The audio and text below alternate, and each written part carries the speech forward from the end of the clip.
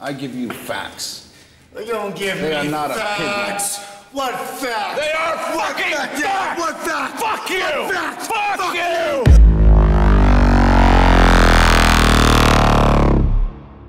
En The Master ocurre algo sin precedentes en la historia del cine. Se juntan, sin exagerar, dos de las mejores actuaciones de todos los tiempos, y lo que nace de ahí es un duelo actoral absolutamente imposible de superar. No es simplemente un buen casting, ni una película bien dirigida. Es un choque de fuerzas irrepetible. Joaquín Phoenix, convertido en un animal herido, imprevisible y desbordado, seguidor desesperado en busca de rumbo, contra Philip Seymour Hoffman, líder carismático inspirado en el creador de la cienciología, dueño absoluto de la calma, la manipulación y el carisma. Dos estilos completamente opuestos que, en lugar de anularse, se potencian hasta alcanzar una intensidad casi insoportable. El resultado es un espectáculo que trasciende el concepto de actuación. Es mucho más que dos intérpretes siguiendo un guión. Es un enfrentamiento real, crudo, entre dos presencias que parecen más grandes que la propia pantalla. Phoenix encarna la vulnerabilidad más extrema, un cuerpo torcido que apenas sostiene la rabia y el dolor. Hoffman es el polo opuesto, un hombre que domina con la palabra, que impone orden y autoridad con solo abrir la boca. Cuando ambos se cruzan, lo que surge no puede repetirse ni planearse. Es un estallido de vida en estado puro. Durante 2 horas y media, The Master, una de las grandes obras maestras del siglo, es un campo de batalla emocional. Con su fotografía en 70 mm y una atmósfera hipnótica, Anderson convierte cada plano en una experiencia casi religiosa. Un retrato crudo, humano, extremo, incluso animal. Porque lo que Hoffman y Phoenix construyen aquí no es un simple duelo actoral, es la representación definitiva de lo que el cine puede llegar a ser.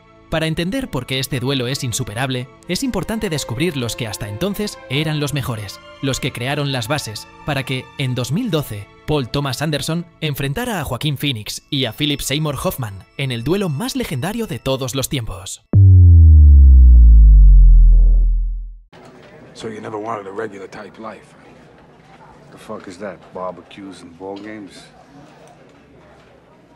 Yeah. En 1995, Robert De Niro y Al Pacino coincidieron por primera vez en pantalla, y de ese encuentro nació uno de los duelos actorales más míticos de la historia del cine. Pacino es un detective obsesionado, imprevisible, consumido por su propia intensidad. De Niro, un criminal calculador, frío, que parece dominar el silencio. En Heat, Michael Mann los enfrenta como dos almas opuestas destinadas a reconocerse en medio del caos. Fue el primer gran espejo entre control y desbordamiento, el momento en que dos leyendas del cine se miraron frente a frente. Pero por intenso que fuera aquel choque, The Master llevaría años después ese equilibrio entre contención y caos a un nivel todavía más profundo.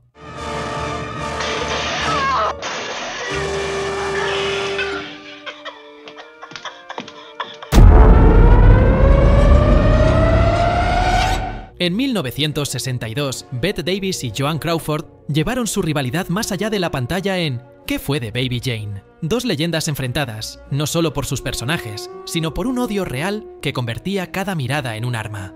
Davis interpretaba a una estrella decadente, infantil y cruel. Crawford a su hermana, víctima de años de resentimiento. Lo que ocurrió entre ambas fue puro veneno convertido en arte. Aquel duelo no se fingía, se sentía. Pero si Baby Jane representó la guerra abierta del ego, The Master transformaría ese conflicto en algo más profundo. Una batalla del alma. Do you accept Jesus Christ as your Savior? Yes, I do. En There Will Be Blood, Paul Thomas Anderson, director también de The Master, filmó el que hasta entonces era el mejor duelo actoral que se había visto. Daniel Day-Lewis brindó la que para mí es la mejor actuación de la historia. Un papel extremo, monstruoso, que lo consumió por completo. Frente a él, Paul Dano interpretó a un fanático religioso que se atrevía a desafiarlo en su propio terreno espiritual. El choque entre ambos era brutal, casi bíblico. La ambición contra la fe, el poder contra la culpa. Lo que ocurre es que, en este caso, Day-Lewis devora la pantalla, y su fuerza arrastra a todo lo que lo rodea, sobrepasando por mucho a Paul Dano. Lo que veríamos posteriormente en The Master sería el duelo definitivo. Joaquín Phoenix en la interpretación más desgarradora de su carrera, y Philip Seymour Hoffman en una actuación absolutamente perfecta. Por eso, ahora vamos a analizar esos dos papeles y entender cómo dieron forma al mejor duelo jamás filmado. I told her I'd come back, and I never went back, and now I gotta get back to her. Why don't you go back? I don't know. Why don't you go I back? don't know! Hay actores que interpretan, y hay otros que parecen desgarrar algo de sí mismos para dejarlo en la pantalla. Joaquín Phoenix, en The Master, pertenece a esta segunda categoría. Lo suyo no fue un trabajo técnico ni una caracterización calculada. Fue una entrega total, dolorosa, que lo llevó a desfigurar su cuerpo y a vivir al límite incluso fuera del set. Ya desde la primera escena, entendemos que Freddy Kell no es un hombre común. You gotta get rid of crabs. You gotta shave one testicle. You gotta light the hair on fire on that one. When they all go scurrying out, you take a nice pick and you fucking stab every single one. Lo vemos en la playa, borracho, fabricando cócteles tóxicos con cualquier líquido a su alcance, masturbándose y teniendo sexo con el suelo. Phoenix se nos presenta como un ser herido, un veterano de guerra incapaz de encajar en la sociedad. Ese arranque ya marca el tono. Estamos frente a alguien imprevisible, alguien que puede hacer cualquier cosa. La transformación física es brutal. Phoenix adelgazó hasta los huesos, encorvó su espalda como si llevara un peso invisible y apretó la mandíbula hasta deformarse. Su cuerpo habla antes de que lo haga su voz. Hombros hundidos, un andar torcido, movimientos bruscos que parecen explosiones de rabia contenida. Cuando Freddy entra en contacto con Lancaster Dodd, la animalidad de Phoenix alcanza un nuevo nivel. Sus gestos son los de un perro salvaje que de pronto encuentra un amo. Se aferra a él con devoción ciega, buscando en ese líder un sentido que no logra encontrar en ningún otro lugar. En las escenas de procesamiento, Phoenix se deja llevar hasta extremos casi inhumanos. Ríe, llora, se pega a sí mismo. Es imposible saber si está actuando o si realmente ha perdido el control. Lo más inquietante es que esa fisicidad no terminaba con la cámara. Fuera del set, Phoenix permanecía en el mismo estado. Era impredecible, irascible, hasta peligroso. Paul Thomas Anderson y el propio Philip Seymour Hoffman contaron que nunca sabían exactamente qué haría en una toma. Podía lanzarse contra una pared, romper un objeto o estallar en gritos sin previo aviso. A medida que avanza la película, Phoenix lleva esa animalidad hasta el límite. En la escena de la cárcel, explota como una fiera enjaulada. Grita, se golpea, destroza la celda con una energía que parece salir de un lugar incontrolable. Es el momento en el que la actuación se confunde con la realidad, en el que sentimos miedo de que el propio Phoenix pueda hacerse daño. Y sin embargo, en medio de esa violencia, hay una vulnerabilidad conmovedora. Cuando mira a Hoffman, no vemos solo rabia. Vemos la desesperación infantil de alguien que suplica amor. Ese contraste es lo que hace de su interpretación algo irrepetible. Podría parecer un caos desbocado, pero Phoenix encuentra siempre el matiz humano detrás de cada estallido. No interpreta a un monstruo, interpreta a un niño perdido dentro de un cuerpo deformado por el dolor. Y esa dualidad, la bestia y el niño, el depredador y la víctima, es lo que lo convierte en uno de los personajes más complejos jamás filmados. Y sin embargo, lo más asombroso es que Phoenix no es el mejor actor de esta película. Él ruge, se desangra, pero Hoffman apenas se mueve, y aún así, su presencia lo devora todo.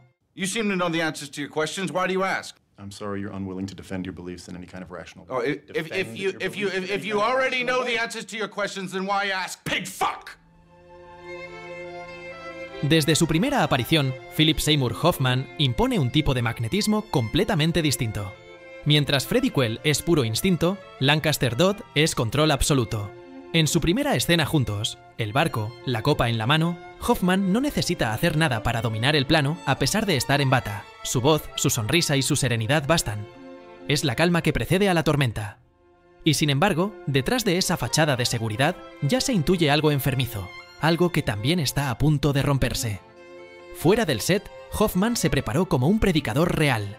Estudiaba cómo hablaban los líderes carismáticos, cómo respiraban antes de hablar, cómo usaban el silencio para manipular.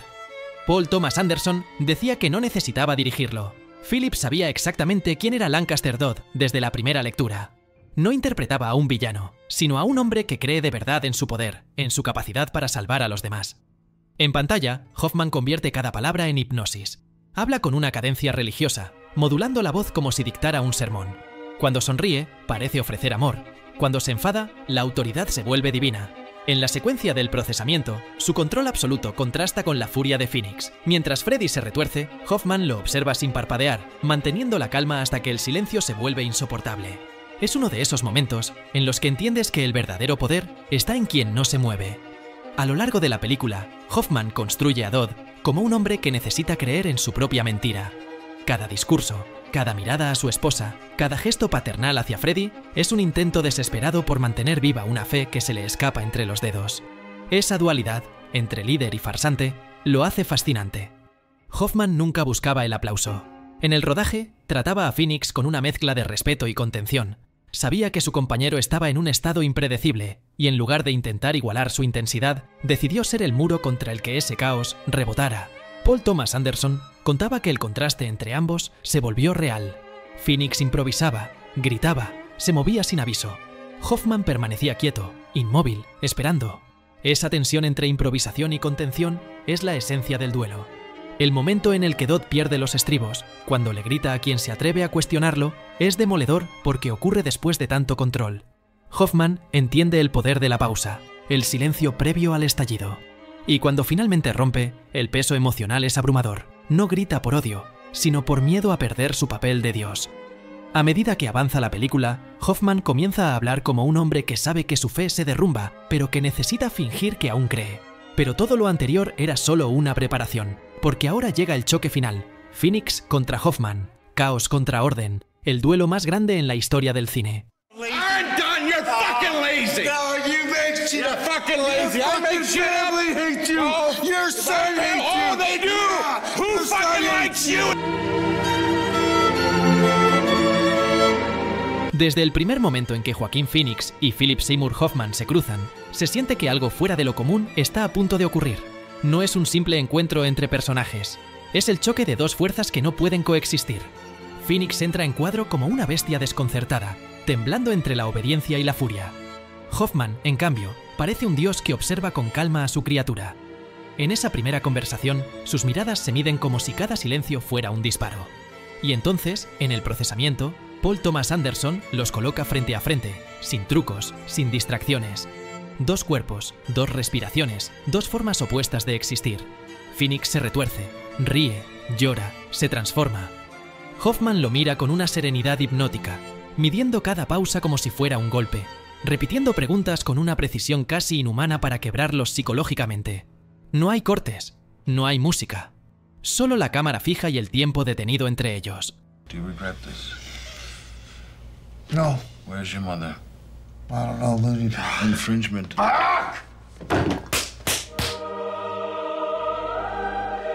Durante casi 10 minutos, el poder cambia de manos a cada segundo. Phoenix parece desmoronarse, pero Hoffman no cede. Lo domina con la voz, con la calma, con el control absoluto. Lo que debía ser una escena se convierte en una experiencia física, real, donde ya no se distingue actuación de verdad. Después de eso, todo lo que comparten es una guerra silenciosa. En cada mirada hay desconfianza, fe, deseo y odio al mismo tiempo. En la cena, cuando alguien se atreve a cuestionar a Dodd, Hoffman pierde el control. La sonrisa se quiebra, el tono cambia, y por primera vez se deja ver el fanático detrás del líder. Phoenix lo observa, casi con compasión, como si entendiera que su maestro también está roto. El punto de no retorno llega en la cárcel. Phoenix se lanza contra los barrotes, grita, sangra, se autodestruye.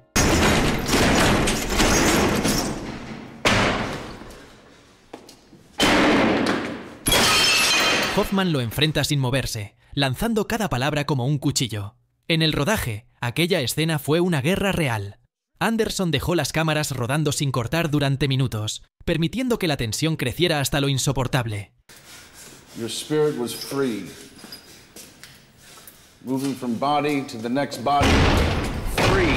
Free for a moment. Phoenix perdió la voz de tanto gritar, y Hoffman, que rara vez improvisaba, terminó insultándolo de verdad para mantener la energía. Cuando Anderson gritó, «Corte», nadie se movió. El silencio en el set fue absoluto. Era como si todos hubieran presenciado algo que no debía volver a repetirse. El clímax llega en el reencuentro final. Hoffman canta Slow Boat to China con voz temblorosa. Phoenix lo escucha, inmóvil, con una tristeza imposible de fingir. Dodd intenta recuperar el poder, pero ya no lo tiene. Phoenix sonríe, con ternura, casi con compasión. El discípulo ya no necesita al maestro. Lo que queda no es rabia ni sumisión, sino algo más humano, amor y pérdida. Ese instante resume todo el duelo. Hoffman representa el control, la palabra, la mente. Phoenix encarna el caos, el instinto, la carne. Cuando se encuentran, el cine alcanza algo que trasciende la actuación. No hay truco, ni ego, ni artificio. solo dos hombres enfrentando su verdad frente a la cámara. Hoffman habla como un hombre que sabe que su fe se derrumba, pero que necesita fingir que aún cree. Phoenix se rompe, porque lo único que daba sentido a su vida se desvanece. Es una de las despedidas más conmovedoras del cine. El falso profeta, despidiendo a su único discípulo verdadero. En el duelo no hubo ganadores, porque durante unos minutos el cine alcanzó su punto más alto. No vimos a dos actores fingiendo, vimos a dos almas desnudándose frente a la cámara, y en ese instante, The Master dejó de ser una película, y se convirtió en historia. Hay duelos actorales que impresionan, pero The Master pertenece a otra categoría. No es solo talento, ni intensidad, es una sincronía imposible. Phoenix y Hoffman se empujan mutuamente hacia el límite. Paul Thomas Anderson creó el escenario, pero lo que ocurrió delante de la cámara ya no le pertenecía a nadie. Fue un momento insuperable, dos genios exponiéndose sin escudo, sin ego, sin miedo al ridículo. En una época donde todo parece medido, The Master sigue siendo una experiencia viva, salvaje, peligrosa. Hay una ironía trágica en todo esto. Hoffman, el hombre que interpretaba al falso profeta, murió poco después, dejando tras de sí un vacío imposible de llenar. Su última gran actuación parece casi una despedida. La voz de alguien que ya sabía que su fe se desmoronaba. Phoenix, en cambio, sobrevivió a su propio infierno, y esa diferencia los une aún más. El caos y la lucidez, el que cayó y el que quedó para recordarlo. Pero hay algo que ambos comparten, y es que, en 2012, dieron dos de las mejores actuaciones de toda la historia del cine. Quizás por eso este duelo es insuperable, porque no fue una actuación, fue vida y muerte frente a una cámara. Y desde entonces, nadie ha vuelto a llegar tan lejos. ¿Tú qué opinas? ¿Existe algún otro duelo actoral que pueda compararse a este? Si te ha gustado el vídeo, no olvides dejar un like, suscribirte y echarle un vistazo al resto de mis vídeos. Además, te invito a seguirme en mi Instagram y en mi Letterboxd para conocerme un poco mejor. Nos vemos muy pronto.